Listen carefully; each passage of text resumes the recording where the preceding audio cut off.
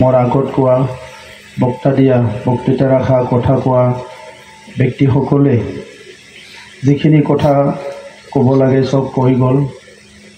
মই ঈশ্বৰক ধৰ্মক আৰু আধ্যাত্মিকতাক খুব ভাল পাওঁ আৰু বিশ্বাস কৰোঁ।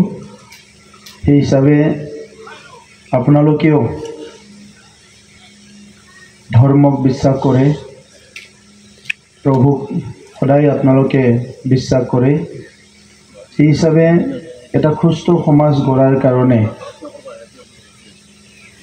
ধৰ্মৰ প্ৰতি সকলোৰে এটা সচেতনতা, আধ্যাত্মিকতাৰ প্ৰতি সকলোৰে সচেতনতা এইটো খুব প্ৰয়োজন হয়।